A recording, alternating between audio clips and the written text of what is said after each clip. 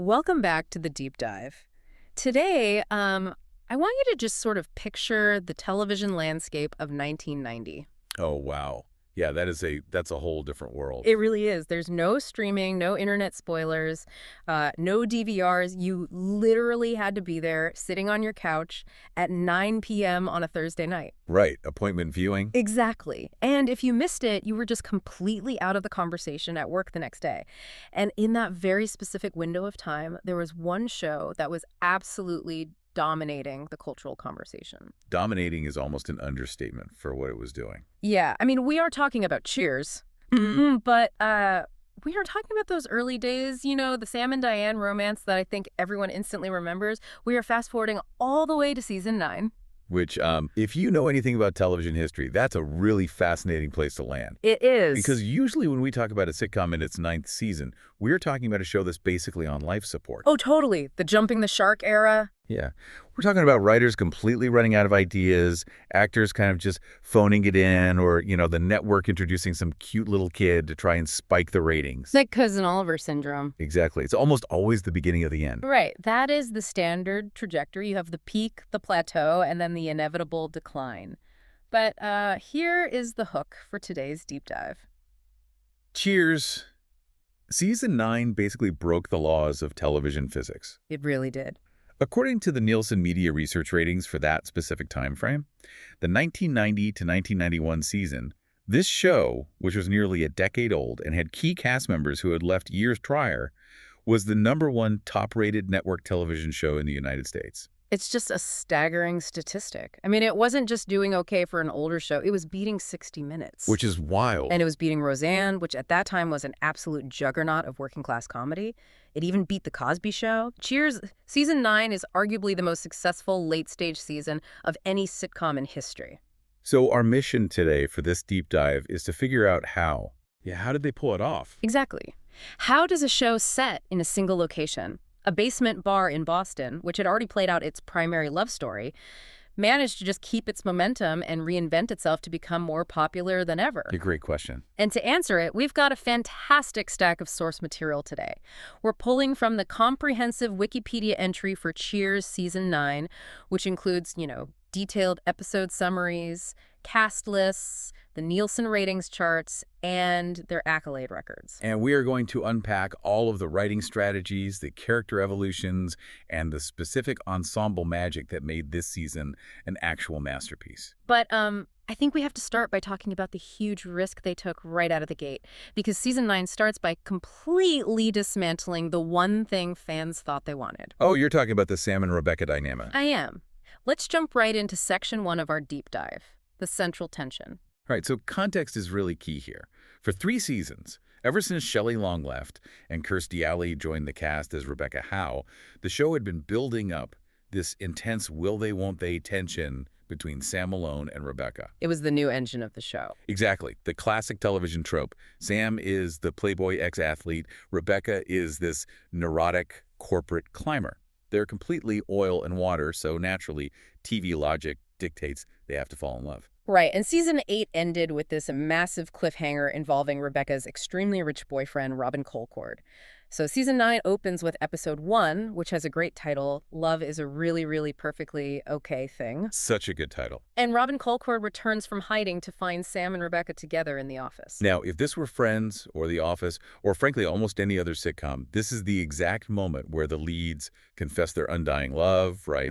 The music swells, they kiss, the live studio audience loses their mind. That's the safe play. You give the audience the payoff. But the Cheers writers did something incredibly brave here. They zagged. Instead of falling into each other's arms, they have Sam and Rebecca frantically convince Robin that nothing happened, that they didn't sleep together. Which is hilarious. And Robin, who has these ongoing legal issues, just surrenders to the police. We'll definitely get to his legal troubles a bit later. But then, once the dust settles, Sam and Rebecca have this private moment. The honesty bomb. Yes.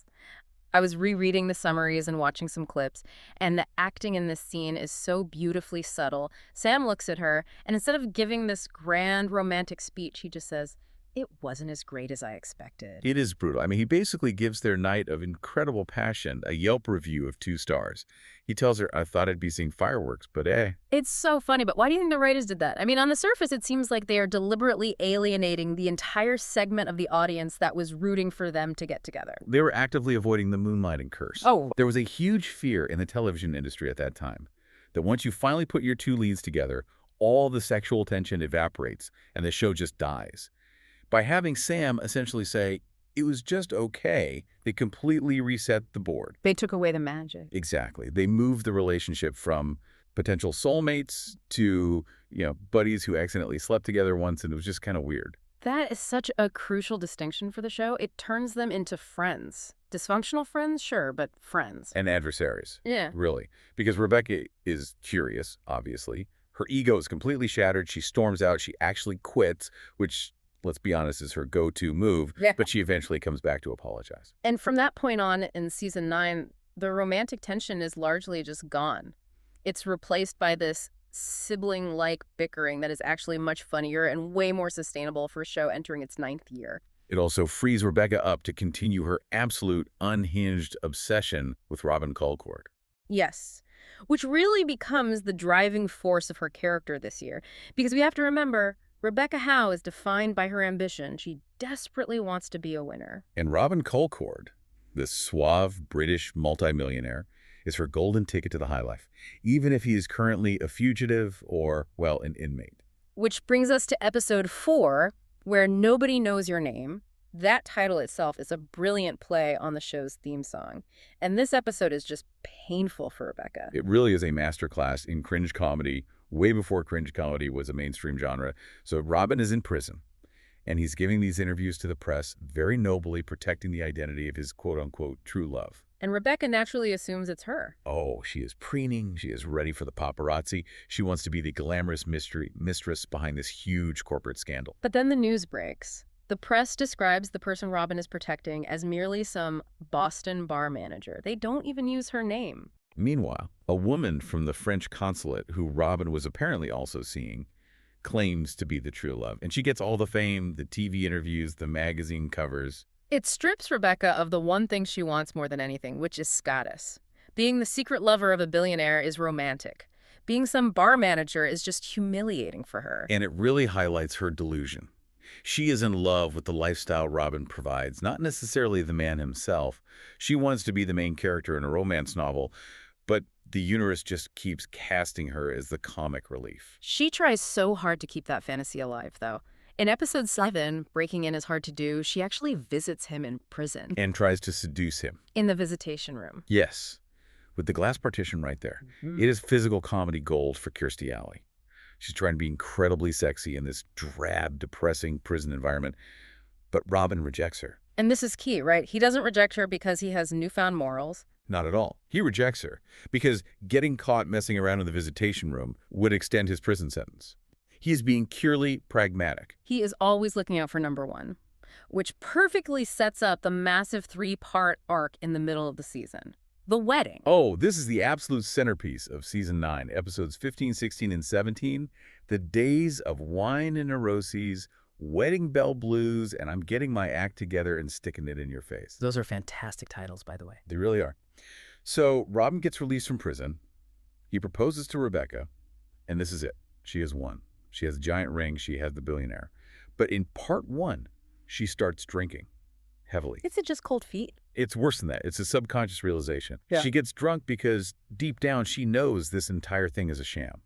And in part 2, on the actual wedding day, she finally admits it to herself. She has this huge epiphany. She says, I only love him for his money. That is a massive moment of growth for her character. To actually say that out loud, it redeems her a little bit. I mean, she's shallow, but at least she's finally being honest about it. Right, and she is actually ready to call the whole thing off. Yeah. But the writers have one final, incredibly cruel twist waiting for her. Yes, the betrayal. Just as she is grappling with this huge moral dilemma, Robin reveals his true colors. He tells her he didn't come back to the bar for love. He came back because he hid $6 million in cash under her desk in the bar's office. Under the desk the entire time he was in prison. The whole time. He basically lifts up the floorboards, grabs this giant satchel of cash, and abandons her right at the altar. He just flees the country with the money. So she is left standing there with no husband, no money, and the crushing realization that she was just a pawn in his game. It completely destroys her. In part 3, she has a total breakdown. She locks herself in the office. She leaves town for a bit. It is absolute rock bottom for Rebecca Howe. But, and I think this is why we love the show so much, she comes back. She always comes back to Cheers. Yeah. Because the bar is the only real thing she has left in her life.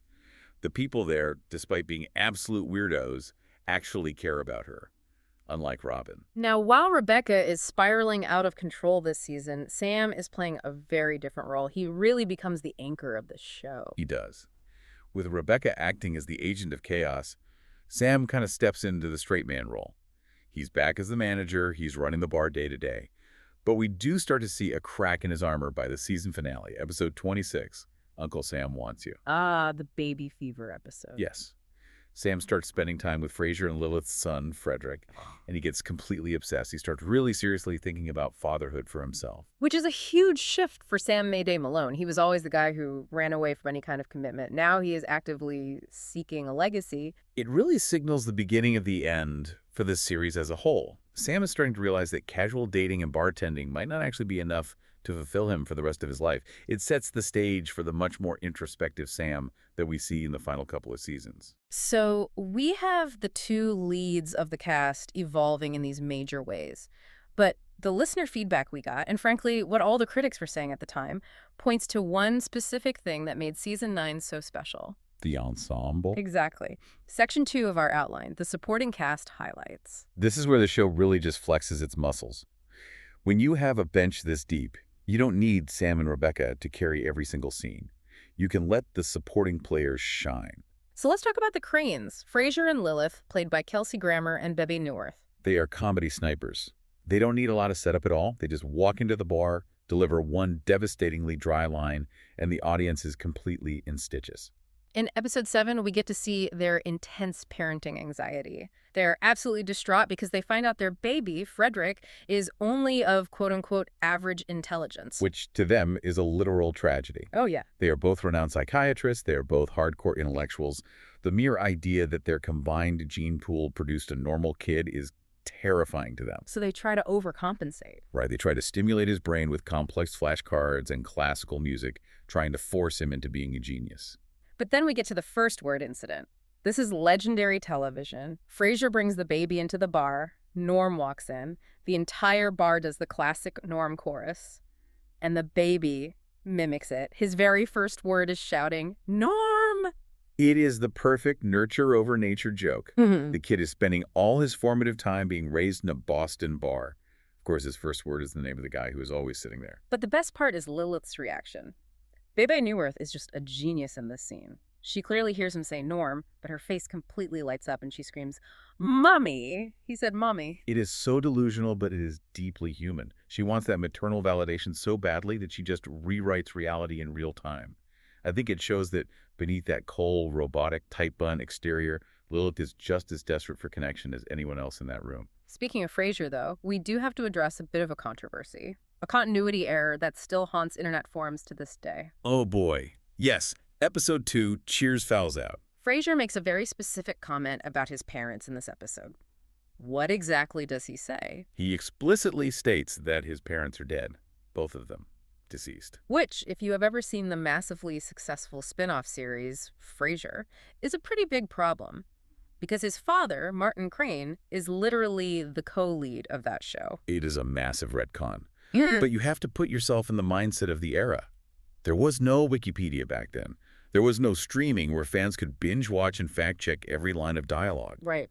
The writers just needed a quick reason for Frasier to be grumpy or sympathetic in that specific scene in 1990, so they tossed in a line about his dead parents. They never in a million years dreamed that Frasier Crane would get his own spin-off set in Seattle that would run for 11 seasons. It just proves that for sitcom writers in the 90s, the joke always came first. Canon and continuity were secondary to getting the laugh in the room. Always. You service the scene you're in it. Let's move down the bar a bit to Cliff Clavin, the mailman, the resident know-it-all. Season 9 really feels like the writers just sat in a room and decided, let's see exactly how weird we can make Cliff this year. They really leaned hard into his eccentricity. And equally importantly, the other characters' total intolerance of it. Take episode 12, Woody Interrupt Us. This episode features the infamous frozen head prank. This is maybe the most classic sitcom plot of the entire season, but it works so well because it's grounded in these specific characters. Cliff announces to the bar that he wants to be cryogenically frozen when he dies. Specifically, he wants his head preserved. Because of course he does. He probably read half a brochure about it in the mail and considers himself an expert. Exactly. So the bar gang decides they're going to mess with him. They get a cardboard box, they pack it full of dry ice so it's smoking, and they tell Cliff they found a frozen head. And Cliff actually believes it. Cliff will believe absolutely anything if it somehow validates his pseudo-intellectual worldview. But the prank doesn't stop there. It escalates until Norm eventually pretends to be decapitated. It sounds so gruesome when you describe it out loud, but on screen, it is just guys being dudes. It's this weird, almost affectionate male bonding ritual. They torment Cliff because he is part of their tribe. That's spot on. If they didn't actually like him, they would just ignore him. The sheer amount of effort they put into building this elaborate prank proves that he is family to them. But we also see that Cliff has these moments of really deep insecurity. Like in episode 10, Veggie Boyd. There is a whole subplot about trivia napkins. Oh man, the bar gets these new cocktail napkins with trivia questions printed on them, and Cliff just spirals. He literally feels threatened by a napkin. Well, if you think about it from his perspective, Cliff's entire social currency in that bar is that he knows useless facts. If a disposable paper napkin can provide that exact same service, what is the point of Cliff Clavin? Right. It is a full-blown existential crisis triggered by a bar supply. And we get to see his home life issues, too, this season. Episode 5, Ma Always Liked You Best. This is the introduction of the great feud for Ma Clavin's affection. Cliff refuses to let his mother stay with him at his place, so she ends up moving in with Woody. And of course, they get along famously. Which just drives Cliff completely insane. Yeah. It is classic petty jealousy. He pushes her away because he wants his space, but he absolutely cannot stand seeing her be happy with someone else. It adds a surprisingly real layer of psychological complexity to Cliff. He is the ultimate mama's boy who deeply resents his mama. Now, speaking of Woody, Woody Boyd, played by Woody Harrelson. I think we forget sometimes that he was this incredibly gifted comedic actor before he became a serious dramatic movie star. His physical comedy in season 9 is just top tier. In that same episode, Veggie Boyd, he actually gets cast in a local commercial for a new health drink called Veggie Boy. But there's a catch. The drink is absolutely disgusting. It's vile. But Woody is so pure-hearted and naive, he literally cannot tell a lie. He physically cannot smile and drink the sludge on camera at the same time. His face just rejects it. So they have to bring in Frasier to fix it. Frasier actually hypnotizes Woody to believe the drink is the most delicious thing in the world. And the physical acting here.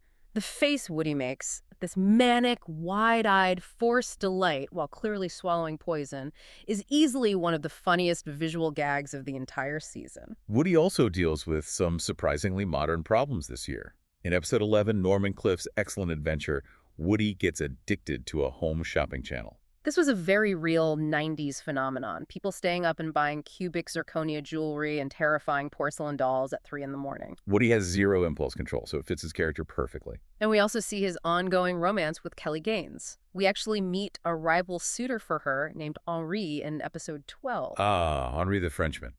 He is the complete anti-Woody. He is sophisticated, cynical, smooth, and he clearly wants to steal Kelly away. So Woody tries to prove his manhood by taking Kelly to a cheap motel for a romantic rendezvous, which, knowing Woody and Kelly, is just such a hilariously bad idea. It is a total disaster waiting to happen. Right. But Carla Tortelli, of all people, actually saves the day. She tracks them down, bursts into the motel room, and interrupts them before anything happens. Why does she do that? Because Carly usually loves watching people's lives dissolve into chaos. She does, but she has a real soft spot for Woody. Yeah. She knows he is way out of his depth and is about to make a massive mistake that will probably cost him his relationship with Kelly. So she willingly plays the villain to save him from himself. It's a very rare moment of maternal protectiveness from Carla. Finally, for the ensemble, we have to talk about Norm, the man holding down the corner of the bar. Norm is essentially the Greek chorus of Cheers. He sits there, he observes everything, he comments. But in episode 6, Grease, he actually gets active. Yes, the campaign to save the hungry heifer. His absolute favorite restaurant, it is a greasy spoon, basically a total health hazard. But Norm loves it. When he hears that it's closing down, he launches this full-scale protest campaign. He's got petitions. He's picketing But outside. the irony of the whole Oh, situation, the twist is brilliant. the owner of the Hungry Huffer actually wants it to close. He desperately wants to burn the place down to collect the insurance money and sell to developers. So you have Norm out there passionately defending the structural integrity of this building, while the owner is standing right behind him holding a lit match. It is a perfect, somewhat tragic metaphor for Norm's entire life. Yeah. He consistently invests his energy and loyalty into things that are fundamentally broken. And we can't ignore the physical comedy with Norm either. Back in episode 5, the window incident. Oh, the new entrance. Right. Rebecca decides they need a new, fancier entrance to the bar, or Wow. she's testing out a new door frame. And Norm decides to test it out and gets completely stuck, just literally wedged in the window frame. I mean, let's be honest, it is a fat joke. It definitely is. But the reason it works is because George Wendt plays it with such incredible dignity. He doesn't panic. He doesn't flail around. He just kind of accepts that being stuck in a wall is his life now. He just asks someone to hand him a beer while he waits for the police. It emphasizes that Norm isn't just a customer. He is a literal fixture of the bar. He is part of the architecture. So that really covers the people inside the ecosystem of the bar. But Season 9 also actively expands the world outside those walls. Right. Moving on to Section 3 of our deep dive, the environment, and specifically bar wars and real estate. The writers knew they needed some external antagonists to unite the cast. You need a villain to bring the family together. And we get the classic rivalry with Gary's Oldie Town Tavern. In Episode 2, Cheers fouls out. It escalates to a basketball game. High-stakes basketball. And Cheers decides they aren't messing around this time. They bring in a ringer. Actual Boston Celtics legend Kevin McHale. This was such a huge cameo at the time. It really grounded the show in the reality of Boston.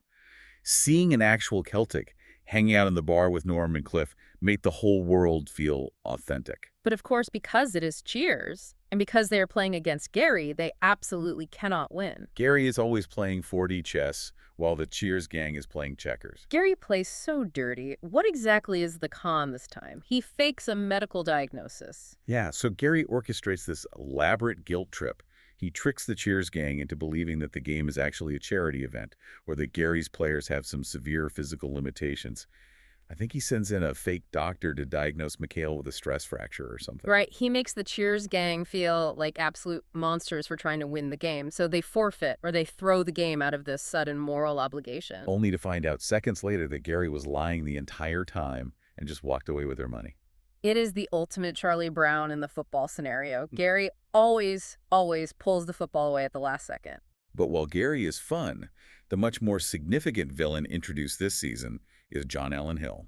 Played by the wonderful Keen Curtis, he's introduced in Episode 9 as the new owner of Melville's, which is the fancy seafood restaurant located directly upstairs from Cheers. This was a brilliant addition to the cast. Because John Allen Hill is not a childish prankster like Gary. He is a legitimate snob. He actively hates the bar. He hates the noise. He hates the smell of the beer. And he really hates the people. And in that episode, Bad Neighbor Sam, he drops an absolute bombshell on them. Real estate law at its finest. Hill reveals that through some arcane quirk in the original deed to the building, he actually owns the back hallway, the pool room, and the restrooms of Cheers. That is a nightmare scenario for a bar owner. Sam doesn't even own his own bathrooms. It's a massive power move. Hill literally has his workers build a solid brick wall in the hallway to block access. He holds the bladders of the bar patrons hostage. It forces Sam to literally pay daily rent just to let his customers use the toilets. It is so deeply humiliating for him. It really changes the power dynamic of the entire show. Sam is usually the undisputed king of his castle. John Allen Hill makes him feel like a helpless serf. And this storyline doesn't just fade away. It actually resolves in a way that permanently changes the ownership structure of the bar, right? Yes, it does. Later in the season, in Episode 19, Crash of the Titans, Rebecca finally steps up. She uses the money she has, or money she managed to scrape together, to buy back the pool room and the bathrooms directly from Hill. So she essentially saves the bar. She does. And in doing so, she becomes an official partner. She isn't just an employee drawing a salary anymore. She owns a piece of the rock. That is a great character arc. It solidifies her place in the ecosystem. She has literally bought her way into the Cheers family. Okay, let's zoom out a bit now. We have talked about the plot mechanics, the character arcs, the jokes. But we need to look at the historical legacy of this season. moving to Section 4. Critical reception. We mentioned the Nielsen ratings at the very top of the deep dive, the #1 show in America. But the critics were also completely on board, which isn't always a guarantee. Right, sometimes massively popular shows get absolutely slammed by television critics. But Cheers Season 9 was a critical darling across the board. It really swept the award season. Let's look at the 1991 Emmy Awards. This was basically a coronation for the show. They won Outstanding Comedy Series. And they were up against heavy hitters like The Golden Girls, Murphy Brown, and Designing Women. That was incredibly tough competition. And Kirstie Alley won the Emmy for lead actress in a comedy series. This was a huge milestone for her. You have to remember, for her first few years on the show, she was living entirely in Shelley Long's shadow. The critics constantly compared Rebecca to Diane. Unfavorably, usually. Right. By Season 9, she had completely won everyone over. This Emmy win was the industry definitively saying, you are not just a replacement anymore. You are a massive star in your own right. And Bye Beanworth won Outstanding Supporting Actress for playing Lilith. Again, just proving that playing a cold, seemingly unfeeling character can actually make you the funniest person in the room if the writing is sharp enough. And we can't forget, James Burrows won the Emmy for directing. Yes, for Woody Interruptus. The Frozen Head episode. I just love that it's a highly prestigious, highbrow award for an incredibly lowbrow prank storyline. I think it just shows that execution matters so much more than concept. You can do a fundamentally dumb sitcom joke, but if you direct it with precision pacing, it becomes art. The show also won the Golden Globe for Best Television Series, Musical, or Comedy, which it shared with Season 8 due to the eligibility window. They were just unstoppable. And they celebrated this success with a very special event, the 200th episode. Episode 8 of this season. They broke the fourth wall completely for this one. It was a special retrospective hosted by John McLaughlin, the famous political pundit from the McLaughlin Group. It was formatted as a serious panel discussion about the cultural impact of the show, with the cast appearing on stage as themselves alongside the creators. And the biggest moment of that special, they brought back Shelley Long. Which was the exact moment every single fan was waiting for. Diane Chambers returned, well, sort of, as the actress. It was a huge peace offering to the longtime fans. It acknowledged the foundational history of the show while also showing how confident the current cast was. They clearly weren't afraid of the ghost of Diane Chambers anymore. Exactly. They were the #1 show on TV. They had nothing to prove. So as we start to wrap up this deep dive into Season 9, I want to circle back to the central theme of our outline. Why did this specific season work so incredibly well? I think it worked because it simply wasn't afraid to change. Most sitcoms die because they try to freeze time. They want the characters to stay exactly the same forever because that's what made them famous in the first place. Cheers let them grow. They let Sam get older and start wanting a family. They let Rebecca get completely broken down. They let Frasier and Lilith struggle with the realities of raising a baby. Exactly. They leaned heavily into the ensemble magic. They realized that characters like Cliff and Norm and Woody weren't just background decoration to serve drinks to. They were the actual beating heart of the show. And I think that shift moving from a romance-driven narrative to a true, balanced ensemble comedy is exactly what allowed Cheers to stay on the air and stay relevant for another 2 full seasons after this. Absolutely. Season 9 was the crucial bridge. It proved to the network and the fans that the show was bigger than any one romantic relationship. It was a victory lap where they were comfortable in their identity. Before we go today, I always like to leave you, the listener, with a final provocative thought, something to sort of mull over on your own that builds on what we've discussed today. Okay, I think I know exactly where you're headed with this. We spent a lot of time talking about Robin Colcord today, the billionaire boyfriend. Played just brilliantly by Roger Rees. He lies. He cheats on Rebecca. He steals $6 million. He leaves her standing alone at the altar. By all conventional accounts, he is the ultimate villain of Season 9. He is a classic, mustache-twirling bad guy. But hear me out on this. Is he actually the hero of Rebecca's overall story? Oh, that is a hot take. Go on, explain that. Think about exactly who Rebecca Howe was before Robin left her. She was entirely obsessed with status. She was relentlessly climbing a corporate ladder that didn't even really exist anymore. She was defining her entire self-worth by the wealth of the man she was sleeping with. She was a shallow, highly neurotic mess. Right. So when Robin stole that money and ran away, he essentially stripped her of everything. He took away the financial safety net. He completely destroyed the fantasy. He forced her to hit absolute rock bottom. And because she hit rock bottom, She had absolutely no choice but to rebuild her life from scratch. Exactly. Because of what he did, she had to buy into the bar. She had to learn to actually rely on Sam and the rest of the gang for emotional support. She had to become a real, functioning person rather than just a corporate caricature.